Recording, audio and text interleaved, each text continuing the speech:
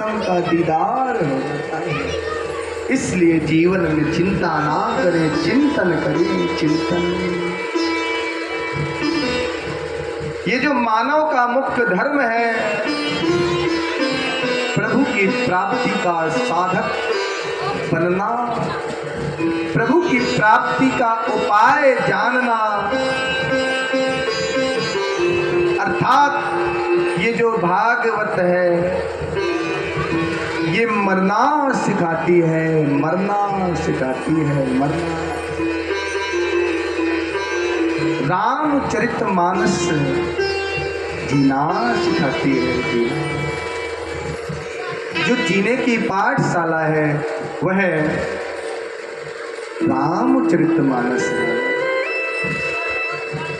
जब अंत समय आता है, उस अंत समय में हम गोविंद के चरणार बिंदों का आश्रय ले लेते हैं तो हमारा अंत समय सुधर जाता है।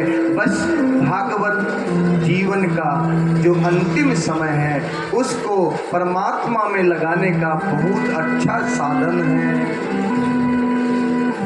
भागवत मुक्ति की दाता, जगत की माता, भव सागर की नौका है, राम मिलन का मौका है जी, राम मिलन का मौका है। इससे अच्छा कलयुग में कोई साधन नहीं है जिससे मेरे गोविंद का दीदार हो जाए, जिससे मेरे गोविंद का दीदार हो जाए। कल आपने महात्म के बारे में जाना। आचार्य सुखदेव जी ने सुंदर श्रीमद् भागवत कथा का पीयूष रसावर्षण करेंगे। उसी परंपरा में जब कोई कथा का हम रसास्वादन करते हैं तो उससे पहले मंगलाचरण बहुत जरूरी होता है। हम भी कथा करने से पहले अपने इष्ट देवता को, अपने कुल के देवता को, सबको मनाते हैं। ऐसे ही भागवत संहिता में प्रवेश करने से पहले द्वैपायन वेद व्यास जी ने मंगलाचरण किया।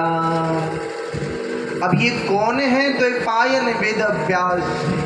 ये सुखदेव भगवान के पिता हैं। वेद व्यास जी ने श्रीमद् भागवत कथा की रचना की, लेकिन उनके पुत्र सुखदेव जी ने इस कथा को पूरे संसार में प्रचारार्थ सबको भक्ति से जोड़ दिया। आज हम उनके पिता को नहीं, पुत्र के नाम से पिता को जानते हैं। तो मेरी माताओं, माता कभी कुमाता नहीं होती, पुत्र भले ही कुपुत्र हो जाए। आज सुखदेव भगवान के नाम से पूरा विश्व प्रपंच उनको जानता है और उन्हीं के नाम से उनके पिता को जानते हैं।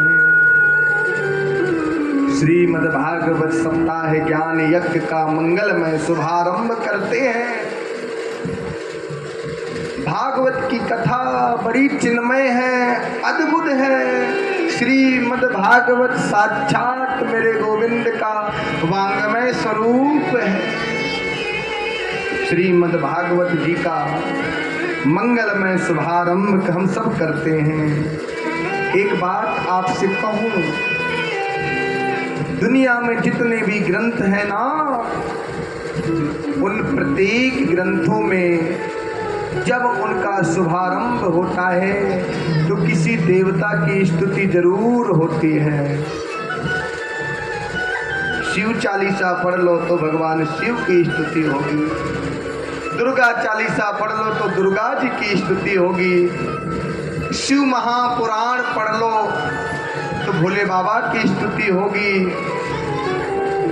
केवल दुनिया में श्रीमद् भागवत ग्रंथ एक ऐसा ग्रंथ है जिसके आरंभ में किसी देवता की नहीं, सत्य की महिमा गाई गई है। भागवत में स्तुति की गई है केवल सत्य की, सत्य की, सत्य की। भागवत में वंदना की गई है केवल सत्य की। सत्य के सिवा भागवत में किसी की कोई वंदना नहीं की गई। स्वस्ति श्री गणेशाय नमः। श्री परमात्मने